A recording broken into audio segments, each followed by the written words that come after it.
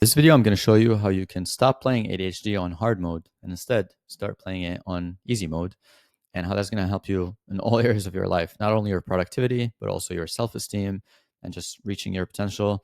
I'm going to be using a lot of ideas from this book called ADHD 2.0, which honestly changed my life.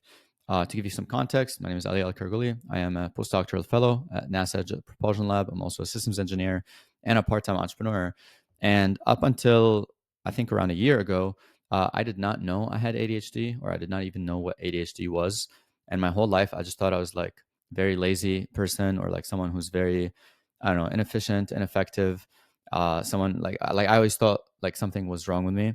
So when I read this book and I realized my whole life I've been playing ADHD on hard mode, oh man, it was such a relief, such a weight lifted off my shoulder. And when I went and I studied a little bit and I figured out what's actually going on inside my brain, it all started making sense. I was able to finish my PhD. I grew my both of my YouTube channels, and yeah, life just became amazing. So anyway, what does ADHD on hard mode look like? Well, before I talk to you about the really, I mean, all ADHDers experience one thing that's in common, which is really overwhelm. Like too many ideas. There's so much going on in your brain. There's like a lot of voices in your head. You try to start one thing and then you like go end up doing something else, or you might get bored and like find something else that's more interesting. Like there's like too much going on in the ADHDer's brain. It feels like there's just a massive dance of ideas and of things going on, and all of that can be really summarized as overwhelm.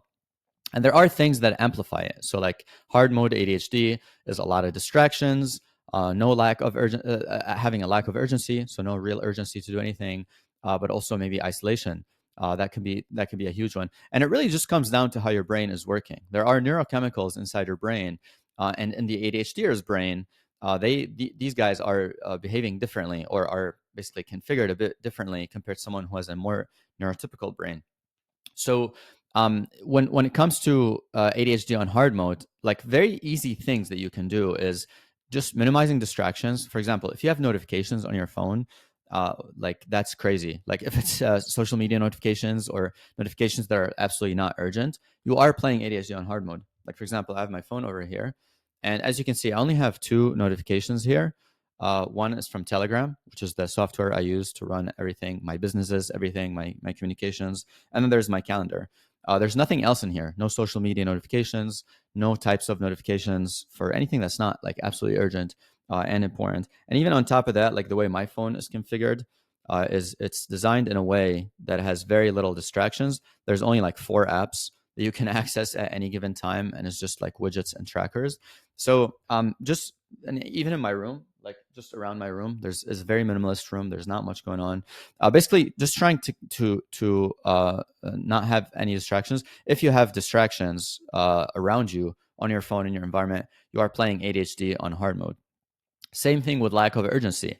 So if you have goals that you want to achieve in your life, such as scaling a business, or doing, I don't know, getting a promotion, or I don't know, losing weight, or getting in shape, or starting a YouTube channel, whatever goal it is that you have, if you have, like as an ADHDer, you're naturally going to have like struggles if you don't have urgency, and if you don't have deadlines, and if you don't have structure. So that's another way of playing ADHD on hard mode.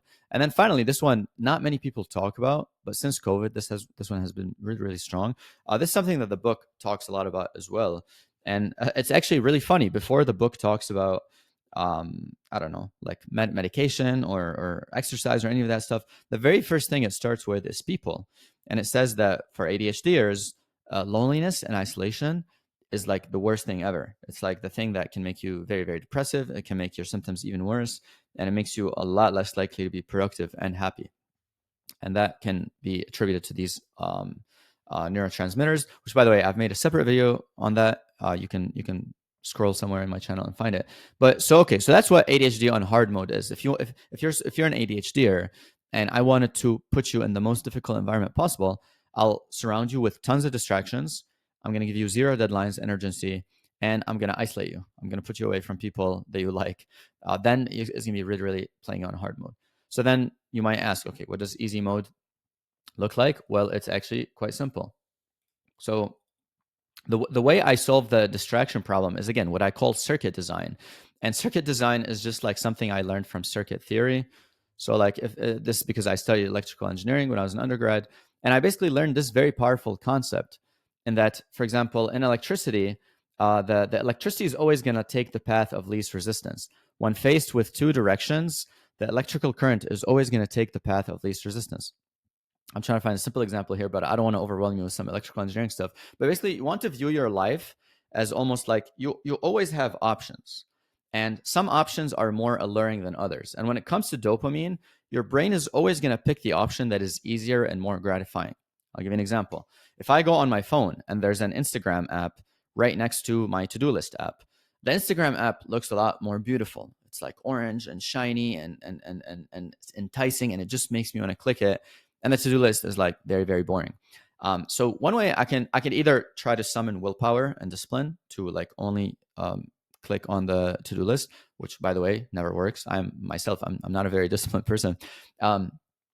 Or I could just delete the Instagram app, and then my only option is to either click the to-do list app or I don't. And suddenly, because I've removed that Instagram app, I've just eliminated it altogether. Just kind of like how like in the circuit, the only option possible I have is to click the to-do list app, which suddenly becomes enticing. I'm like, hey, you know what? No, it like actually looks nice. It's like light blue. Oh, I wonder what I'm doing today. But the only reason I'm able to do that is by basically eliminating the things that are lesser and lesser resistance. So then the to-do list app becomes something of very little resistance. That's what I call circuit design. So if you want to really optimize your dopamine, there's really no other way around just removing the crap that's like sinking your dopamine, right? The social media apps, the distractions, the notifications, having too much stuff going on, junk food, anything that hijacks your dopamine circuitry, like you just got to remove it, just delete it. And that's pretty much it. Now, when it comes to norepinephrine, which is again what really helps you gain a sense of urgency and a little bit of danger, which sometimes is good for actually getting things done, you want to have time boundedness, right? You want to have deadlines, but you want to have implementations and intentions. For example, instead of saying, "Oh, by the end of today, I need to sit down and record a video," you really have to say like, "Today at this time in this place, I'm going to do it." For example, I'm recording this video like right now. It's 11:40 a.m. here in California, and I told myself last night, I said, okay, tomorrow morning I'm gonna wake up, do a bunch of stuff, whatnot, and then around like 11ish or 11:30, I'm gonna sit down and I'm gonna record the video, independent of whether it's good or not. I just have to sit down and do it. And what that did is it created time boundedness, and within that time boundedness, I went ahead and I whipped up this diagram and I cleaned my room and I made my lighting a lot nicer and whatnot, and I just turned on my ring light and bam, I'm recording a video. So you definitely want to create time boundedness. I cannot emphasize how important this is, especially for ADHDers. Normal neurotypical people, they can just say, "Oh, I'll just do it whenever." But us ADHDers, if you don't like set a time to do it, is never going to get done. So scheduling is something that's very, very important because of this time boundedness concept. Then finally, serotonin, pretty easy. You just need people in your life, right? And this is something I struggled with for a while because I do a lot of my work online, and even my business I'm building it online. This YouTube stuff I'm doing it online, and even though I do go to work for three days in the week in person, I still don't really interact with much people. I'm a postdoctoral researcher, so I am like doing research all the time. I'm kind of by myself for a big portion of the time, and as I just told you, and as I learned in this book, that can be something that's very like lonely and very tiring. So one thing you want to do is integrate people in your life as much as possible. And the way, for example, I have done that is at my company, Next Level Systems, we meet almost every single day. We have meetings where we just sometimes we talk about marketing, sales, product, but other times we just show up and get our work done, and that creates like a nice sense of having people around you. Same with my other YouTube channel, my other business, The Dazzling Engineers.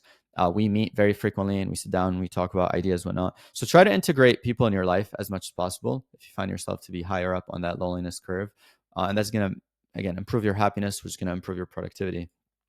So basically, what it all really comes down to is just if you are able to achieve these things, you're going to be able to achieve like hyper focus on demand a lot more quickly.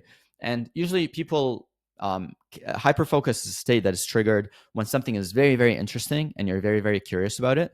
But again, if you're able to do all these things, the circuit design, time boundedness, and having the right people in your life, you're going to increase the likelihood that things that seem normally mundane or boring suddenly become things that are interesting, and actually so interesting that they trigger you into a hyper focus state, which is something that's absolutely remarkable. And which, by the way, I'll put a link below to a program I have put together, including a community where we talk a little bit more about hyperfocus. I have an ADHD system, which I personally use myself. If you'd like to, go ahead and check it out. Other than that, then you can go ahead and watch the rest of my videos, and I will see you in the next one. Peace, love.